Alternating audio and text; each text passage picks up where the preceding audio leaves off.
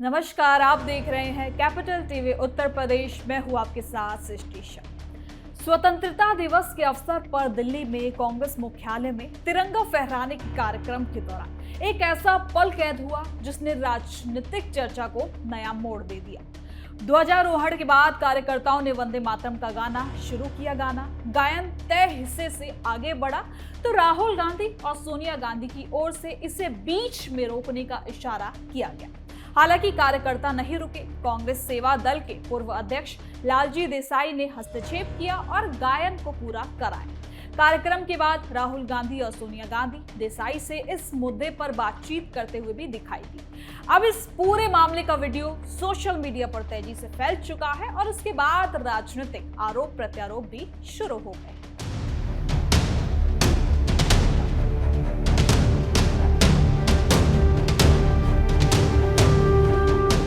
इस पूरे मामले पर बीजेपी नेताओं ने इस घटना को लेकर कांग्रेस पर निशाना साधा। एक नेता ने कहा कि कांग्रेस मुख्यालय में वंदे मातरम के गायन को रोकने की कोशिश दुर्भाग्यपूर्ण है। उन्होंने याद दिलाया कि कांग्रेस के शासनकाल में भी वंदे मातरम को लेकर विवाद उठता रहा है। साथ ही राहुल गांधी और मल्लिकार्जुन खड़गे के लाल किले पर आयोजित स्वतंत्रता दिवस समारोह में शामिल न होने की भी आलोचना की। आरोप ये था कि राष्ट्रगान और राष्ट्रगीत के प्रति पार्टी के रवैये में दोहरापन दिखता है।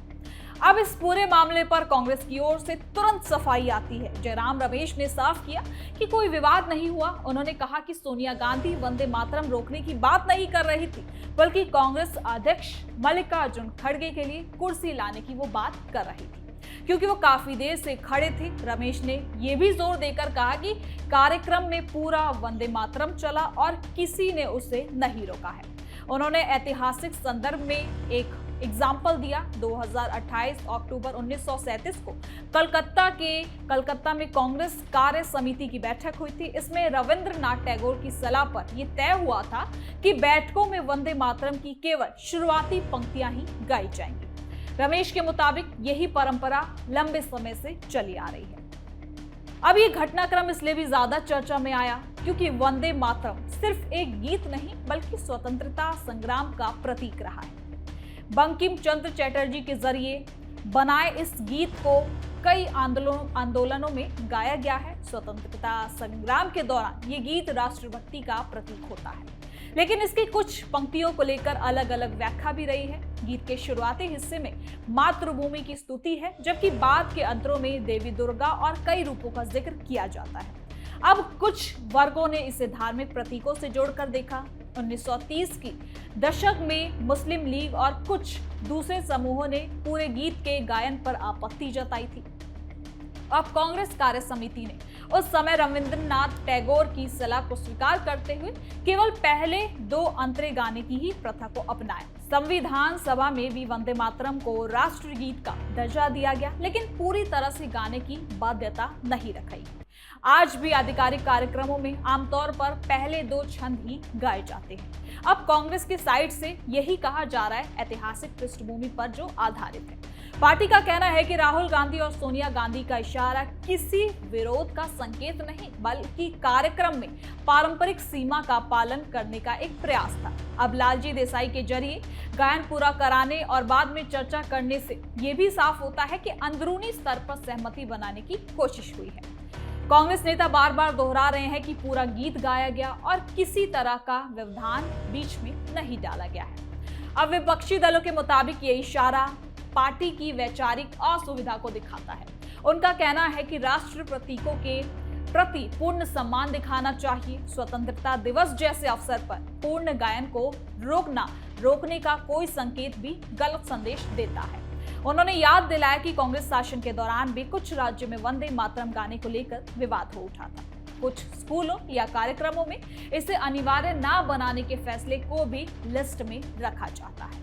अब बीजेपी का आरोप है कि रवैया राष्ट्रवाद के प्रति आधे अधूरे रवैये को भी दिखाता है। इस विवाद की जड़ें आजादी के पहले के काल में भी देखी जा सकती है। 1905 के बंग भंग आंदोलन में वंदे मातरम ने व्यापक लोकप्रियता हासिल की, लेकिन जैसे जैसे सांप्रदायिक तनाव बढ़ा, गीत की व्याख्या भी अलग अलग होती गई। रविंद्रनाथ टैगोर खुद गीत के समर्थन में थे, लेकिन उन्होंने व्यवहारिक सलाह दी कि सार्वजनिक बैठकों में केवल वो हिस्से ही गाए जाएं जो सभी को स्वीकार होंगे। कांग्रेस ने उसी सलाह को अपनाया। आज भी कई राष्ट्रीय कार्यक्रमों में यही प्रथा जारी है। पूरे गीत गाने वाले कार्यक्रम भी होते हैं, लेकिन वो अनिवार्य नहीं माने जाते हैं। अब इसके साथ ही मैं आपको ये भी बता देती हूँ कि वंदे मातरम के अपमान पर क्या कुछ सजाएं हैं। तो prevention of insults to national honour act 1971 में से 2026 के संशोधन एक्ट 2026 के बाद वंदे मातरम को राष्ट्रगान जन गण मन के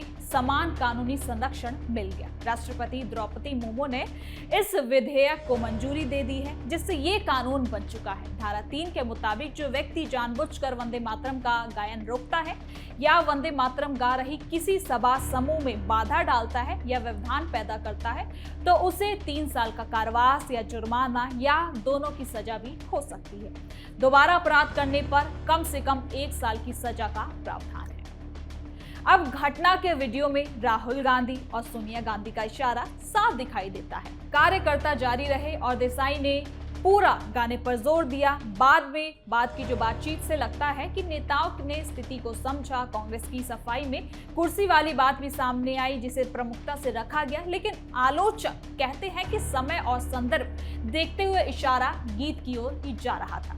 अब दोनों पक्ष अपने अपने तर्क दे रहे हैं। एक तरफ ऐतिहासिक परंपरा और व्यवहारिक सहमति का हवाला, तो दूसरी तरफ राष्ट्रीय प्रतीक के पूरे सम्मान की भी मांग हो रही है। स्वतंत्रता दिवस के दिन लाल किले पर प्रधानमंत्री का भाषण और कई कार्यक्रमों के बीच ये घटना अलग सुर्खियां बटोर रही है। कांग्रेस अध्यक्ष और कई नेताओं के लाल किले ना पहुंचने को भी नेताओं ने इसको जोड़ा है और सवाल उठाया है। कुल मिलाकर ये विवाद राष्ट्रगीत की व्यापक और राजनीतिक प्रतीकवाद के इर्द गिर्द घूमती नजर आती है।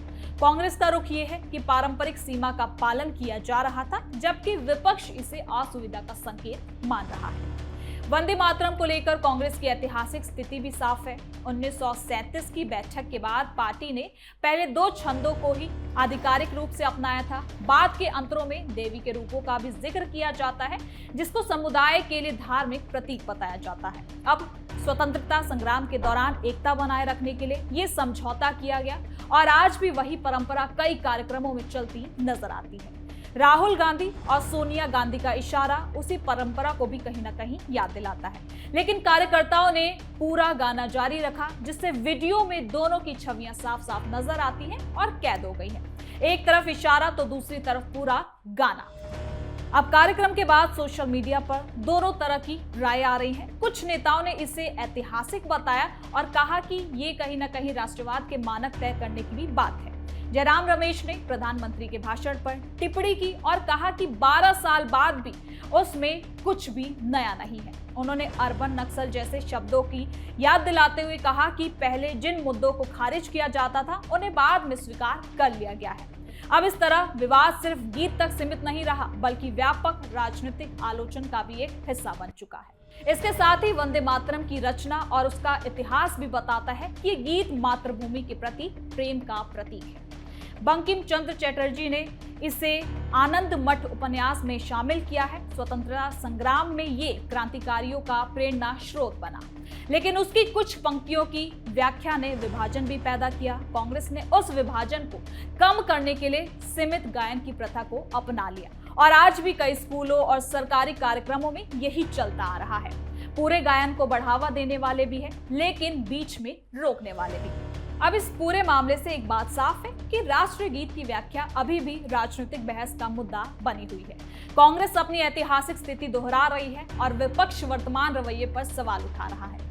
स्वतंत्रता दिवस के दिन हुई ये घटना याद दिलाती है कि प्रतीकों के प्रति नजरिए कितने ज्यादा अलग अलग हो सकते हैं। अब दोनों पक्ष अपने अपने तर्क दे रहे हैं, अपने तरीके को पेश कर रहे हैं और आखिर में वीडियो और बयान ही कहीं ना कहीं पूरी भूमिका को सामने लाते हैं।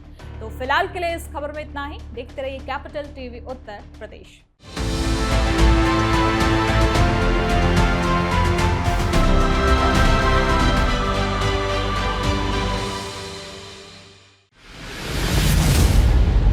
मैं राजनीति करता नहीं, पर राजनीति को बहुत गहरे तक समझता हूं। मैं लोगों के बीच रहता हूं, लोगों के मन को अच्छे से जानता हूं।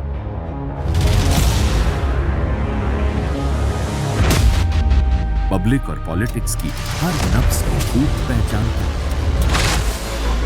संघर्ष की सियासत से सत्ता के सिंहासन तक मैं हर खबर से खरा सच निकालता हूं। ना कोई दौड़, ना कोई race. Capital B, Uttar Pradesh.